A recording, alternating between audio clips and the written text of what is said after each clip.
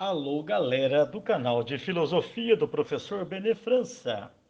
Hoje, em conjunto com os estudantes do curso superior de Gestão Empresarial da FATEC Americana e também com os estudantes do curso de Gestão de Recursos Humanos da FATEC Sumaré, nós apresentaremos essa importante norma da Associação Brasileira de Normas Técnicas, a NBR-ABNT 10.520 de 2023, sob o título Citações em Documentos. Essa norma foi atualizada em 19 de julho de 2023 e, conforme vocês podem observar pelo slide, pode ser adquirida pelo valor de R$ 136,90, tanto no formato eletrônico quanto no impresso. Para adquiri-la, basta acessar o link que aparece no slide ligado ao catálogo da ABNT. Uma das questões que as pessoas me fazem é sobre as diferenças entre referências e citações. De acordo com o documento 14724 de 2011, a norma 14724, ela diz que as referências são elementos pós-textuais, ou seja, estão alocadas no final do trabalho. Para elas, há uma norma exclusiva, que é a norma 6023, atualizada em 2018, corrigida em 2020. Elas normalmente têm, de acordo com os dados coletados da ficha catalográfica, entre 5 e 15 elementos tipográficos. Ao passo que as citações são elementos textuais, podendo estar presentes na introdução, desenvolvimento, conclusão. Há uma norma específica, que é essa que estamos estudando, atualizada em 2023, e elas normalmente têm 3 elementos tipográficos. No caso de obras eletrônicas, teremos apenas 2 elementos, sobretudo quando o documento tiver sido produzido em HTML. No caso do documento eletrônico ter sido formatado em PDF, eu posso utilizar a paginação do próprio PDF. Outra pergunta que as pessoas me fazem é onde devemos alocar as citações. Conforme vocês podem observar no slide, há 2 possibilidades. Primeira, no corpo do texto. Segunda, em notas de rodapé.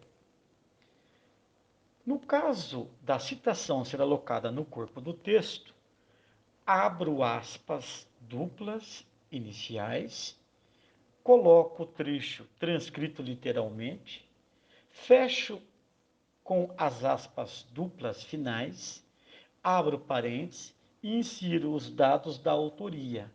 Sobrenome, apenas a primeira letra maiúscula por ser substantivo próprio, essa é uma mudança dessa norma atualizada.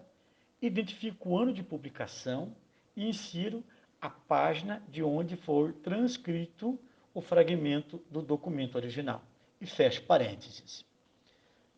Se eu for alocar as citações de notas de rodapé, ao inserir as referências, ao abrir inserir notas de rodapé, ao clicar na última palavra da citação direta, nós teremos um número de chamada que vai aparecer nessa última palavra e, ao mesmo tempo, lá no final da lauda, que é a página impressa. E, em seguida, eu acrescento os dados nominais do autor em ordem natural: prenome, entrenome e sobrenome. No caso do sobrenome, no meu exemplo, eu coloquei caixa alta. Ponto, quando for um único autor. Título da obra em destaque, no caso eu estou utilizando o negrito, vírgula, identificação da página de onde se extraiu a citação direta. Uma outra pergunta muito comum sobre a norma 10.520 é sobre a quantidade de citações. Quantas citações existem? Oficialmente, 3. a citação direta, a citação indireta e a citação de citação. A citação direta é uma espécie de transcrição literal. É quando eu pego parte do texto originalmente consultado e pesquisado. A citação indireta é quando eu faço uma espécie de paráfrase, adaptando o conteúdo do texto da fonte autoral às minhas palavras. É muito importante tomar muito cuidado para não alterar a originalidade das ideias do autor, da autora consultado. E o terceiro tipo de citação chama-se citação de citação. Ela é facilmente reconhecível, pois entre o autor consultado e o autor que eu li, aparecerá a expressão apode, que significa segundo, de acordo com. Esse exemplo que estamos observando, 4A, é uma citação indireta. Não há aspas duplas iniciais, nem aspas duplas finais, e o trecho não está grafado em itálico.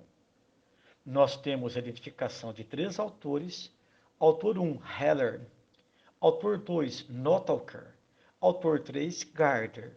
E temos a identificação do ano de publicação, 2000. Não há indicação de página por se tratar de uma citação indireta.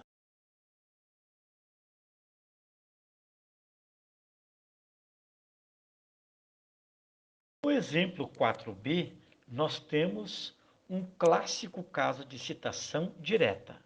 Aspas iniciais duplas, aspas duplas finais, o trecho colocado em até 3 linhas, parênteses identificando a autoria pelo sobrenome, vírgula, o ano de publicação da obra, identificação da página de onde se extraiu essa informação. O parênteses com símbolo de reticências significa supressão, ou seja, o trecho continua, mas eu peguei apenas a parte que me interessava. A respeito do exemplo 4C, podemos observar que entre parênteses no finalzinho aparece a expressão CF, abreviatura do termo confere, grafado em itálico, porque é uma expressão que provém do latim. Se escreve confere, com 2 R's. O confere significa confronte. Ainda que seja uma citação indireta, a identificação dos dados da autoria, ano de publicação e a indicação da página, pois é uma forma de quem consultar essa citação confrontar, verificar, averiguar se essa informação citada é falsa ou verdadeira. No exemplo 4D, nós temos uma citação direta. Autor 1, Will; autor 2, Tompacol. Ano de publicação da obra, identificação da página.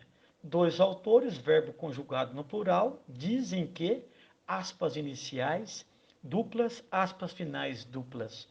Um exemplo que eu posso utilizar como citação direta. No exemplo 4e, novamente, nós temos um clássico exemplo de citação direta, conforme já explicamos anteriormente. Aspas iniciais duplas, aspas finais duplas, parênteses, autoria, ano de publicação, identificação da página de onde nós extraímos o trecho, aí transcrito literalmente. No exemplo 4F, temos a autoria, o ano, a página e a identificação do verbo.